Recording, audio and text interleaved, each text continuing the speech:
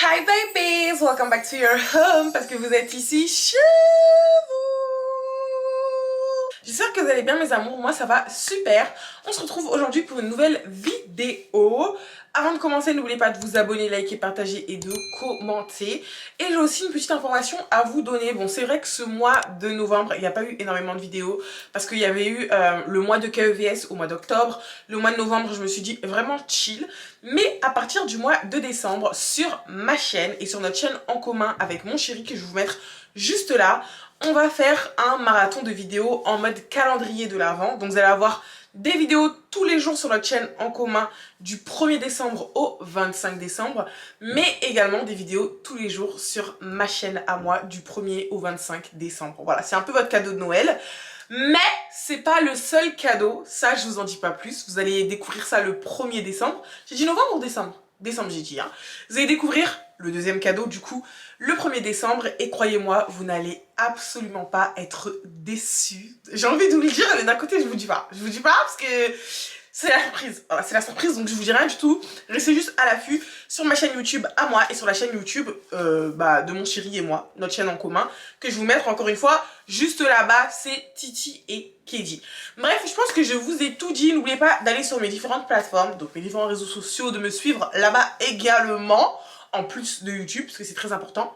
Et sans plus tarder, on va passer à la vidéo d'aujourd'hui. Je vous l'ai pas dit dans l'introduction, mais la lumière, elle est très bad. J'ai pas ma ring light avec moi, elle est chez Etienne et il fait très moche dehors.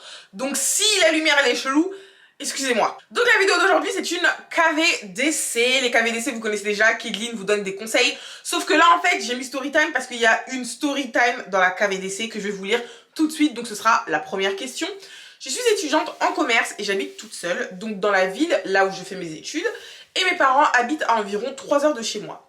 Quand je suis arrivée où je suis, j'ai fait en sorte que tout se passe bien avec mes voisins. Vraiment, je me suis faite toute petite, je ne fais jamais de bruit. Je suis vraiment une petite souris. Le truc, c'est que mon voisin du dessus est quelqu'un de très bavard. À chaque fois que je le croise, il me tape la discute. Un jour, j'ai compris qu'en fait, il me faisait clairement des avances, mais j'ai quelqu'un dans ma vie et il ne m'intéresse pas. Donc, j'ai gentiment décliné sa proposition. Malheureusement, ça ne lui a pas plu, mais Dieu merci, je ne l'ai plus recroisé. Le truc, c'est que maintenant, il m'envoie des avances par airdrop. Tenez-vous bien parce que c'est du lourd. C'est vraiment c'est très grave. Très grave.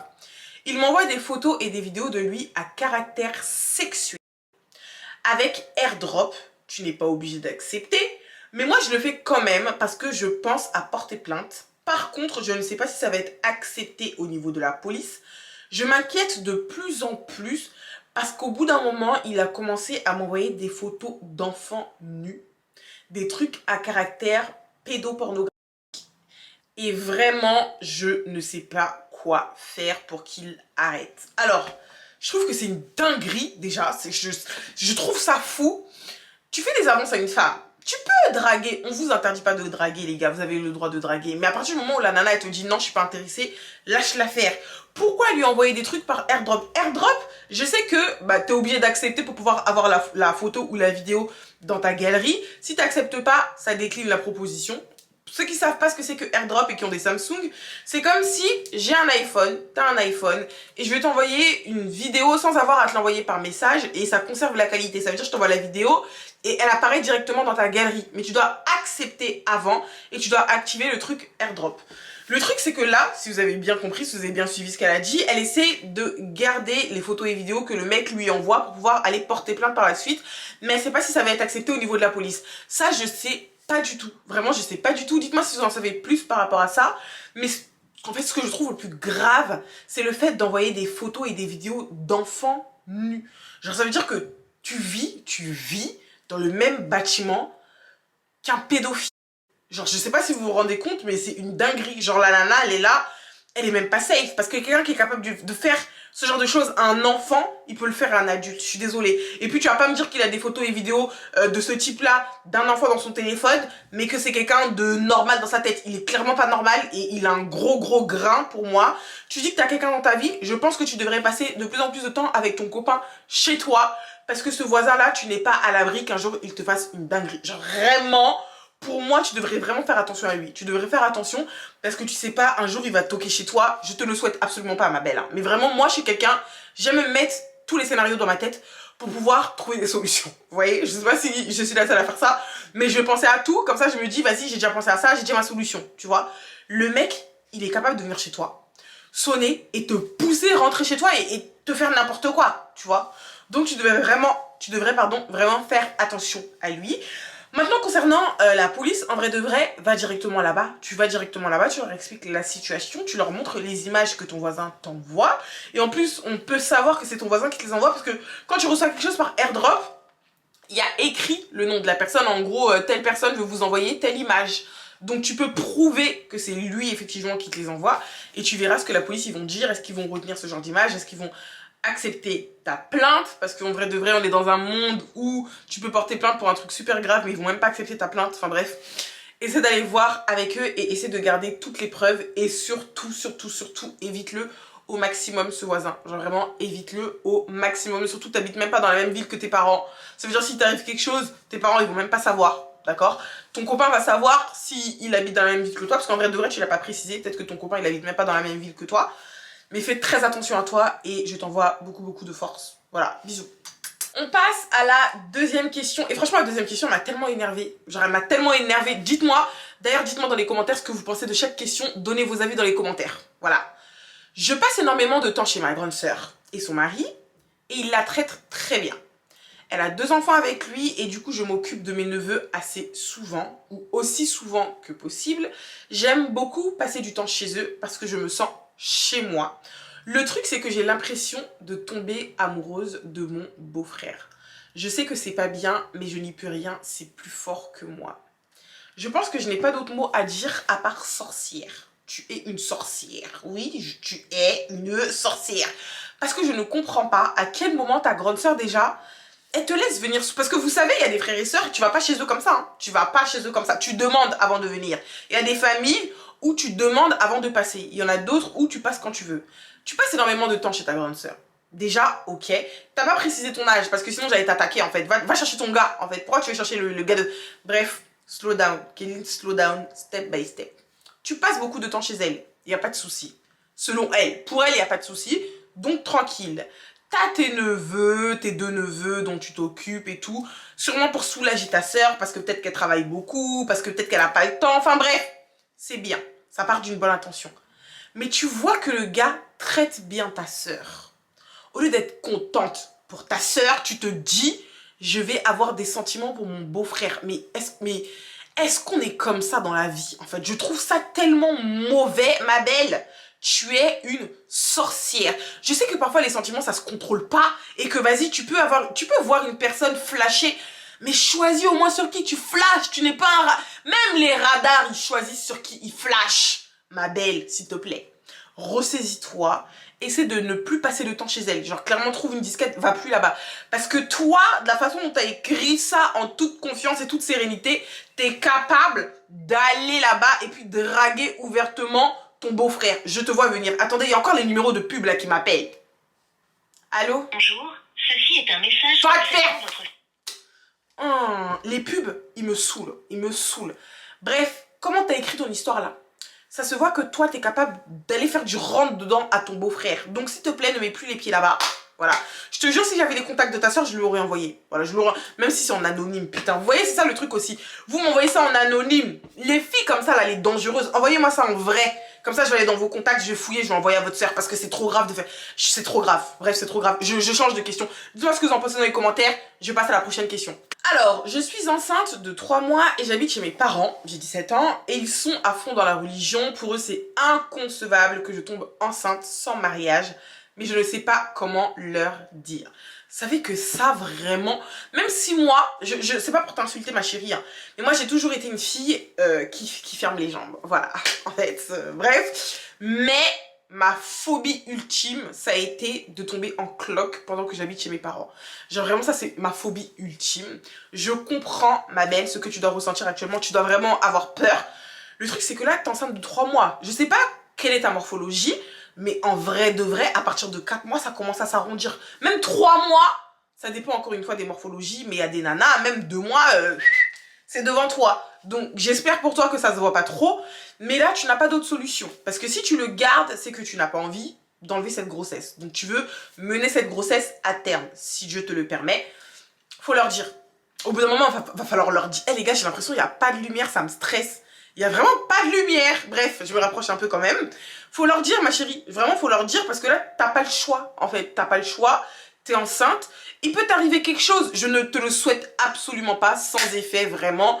Mais tu peux faire une fausse couche. Tu peux avoir des complications. Et ils vont pas savoir ce que t'as. Donc, ils vont pas directement alerter les urgences. Tu vois, vous voyez, moi je pense trop aux trucs comme ça. Donc pour moi, tu devrais parler à tes parents.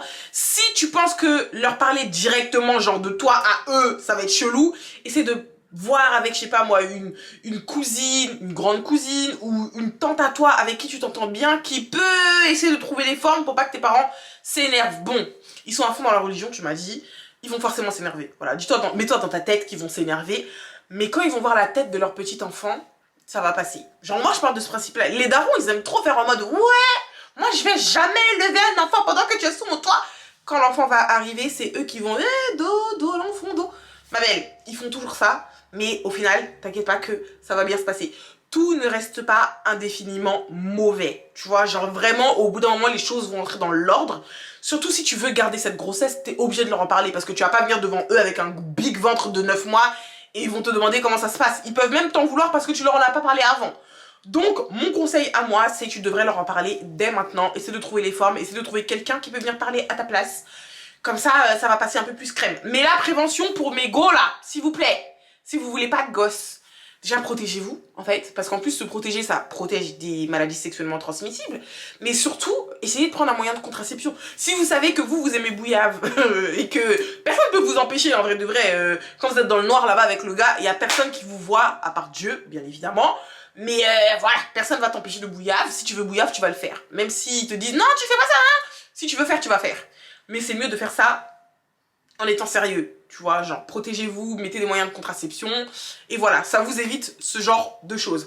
En tout cas, c'est mon avis. Dites-moi ce que vous en pensez dans les commentaires. Prochaine question. J'habite avec mon copain, mais lui et moi, on s'est fortement pris la tête. Genre vraiment une embrouille de fou malade. Il a tout cassé dans l'appartement. On s'est vraiment très énervé ce jour-là. Sauf que le truc, c'est que maintenant, il me demande de quitter son appart alors que je n'ai nulle part où aller. Je ne sais pas quoi faire. Vous voyez les filles, moi je vais vous dire un truc.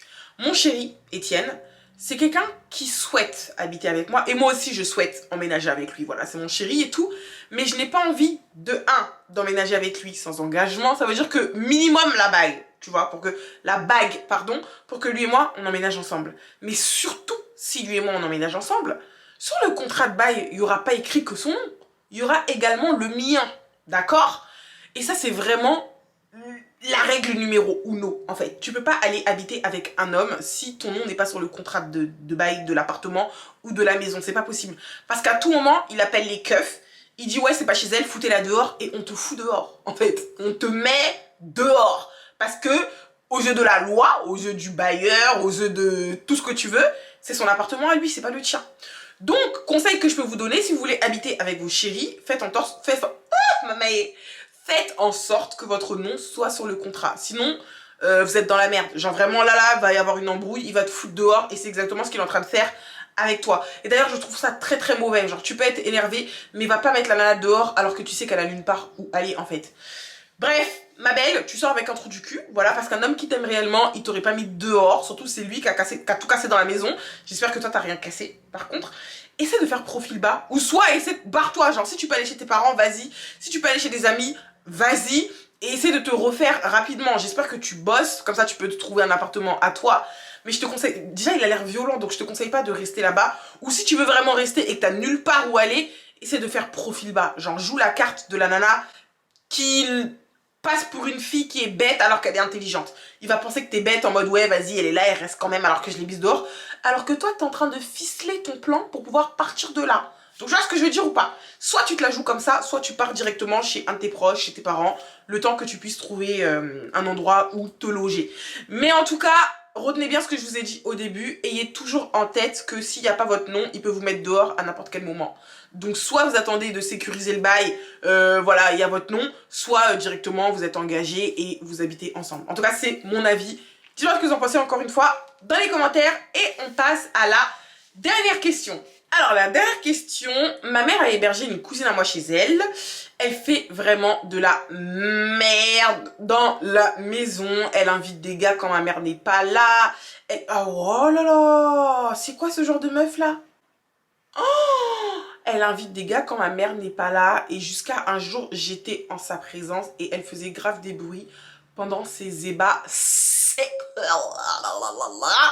Le truc, c'est que quand j'explique ça à ma mère, elle ne me croit pas et elle ne veut surtout pas passer bizarrement aux yeux de la famille. Elle a peur qu'on dise du mal d'elle, donc elle veut garder ma cousine chez elle. Sauf que moi, je veux clairement qu'elle dégage.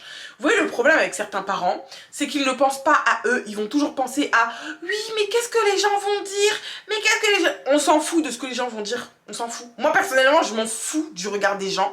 La seule personne pour qui le mot compte dans ma vie, c'est mon Dieu. Le reste, ma mère aussi, mes parents. Oui, c'est vrai, mes parents.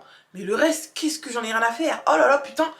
La nana, elle se prostitue carrément dans la maison de sa tante. Genre, je sais pas si vous vous rendez compte de la dinguerie. Tu ramènes des mecs, tu bouillaves à donf. Carrément, on t'entend pendant que ta tante n'est pas là, alors qu'elle t'héberge gracieusement, parce que je suis sûre qu'elle paye rien, la nana. Je trouve que c'est trop une dinguerie. Il y a des gens qui manquent énormément de respect et qui n'ont aucune reconnaissance. Peut-être que sa tante, elle a pas fait ça pour être genre acclamée, louée. Oui, t'as hébergé ma fille, merci, merci. Mais enfin, un minimum de respect. Genre vraiment, même si la personne ne fait pas ça pour avoir des sous par derrière, donne-lui au moins le respect. Et là, clairement, la nana lui donne absolument aucun respect. Donc moi, ce que je te conseille, c'est que pendant que ta cousine a fait ça, tu l'enregistres.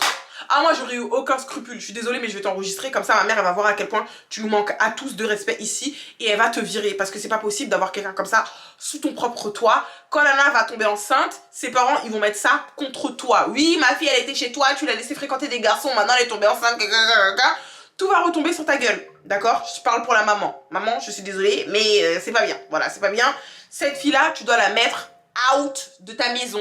En tout cas, c'est mon avis. Ma belle, essaie de recueillir toutes les preuves pour pouvoir poucave ta cousine et tu vas tout raconter à ta mère pour qu'elle puisse ouvrir les yeux et la mettre out de la maison. C'est mon avis. Dites-moi ce que vous en pensez dans les commentaires. Voilà, voilà mes amours, c'est tout pour la vidéo d'aujourd'hui. J'espère qu'elle vous aura plu. N'oubliez pas, pour me poser toutes vos questions en anonyme, je vais vous mettre le lien en description. C'est un lien NGL. Les questions sont en anonyme, il n'y a pas de tabou. Même si parfois je vous titille un peu, c'est parce que je vous aime. Voilà, je vais pas toujours vous caresser dans le sens du poil, il faut que je vous dise la vérité. Parce que vous me posez vos questions pour ça, justement, pour des conseils, mais aussi pour la vérité. Donc n'ayez pas peur, envoyez-moi vos questions là-bas.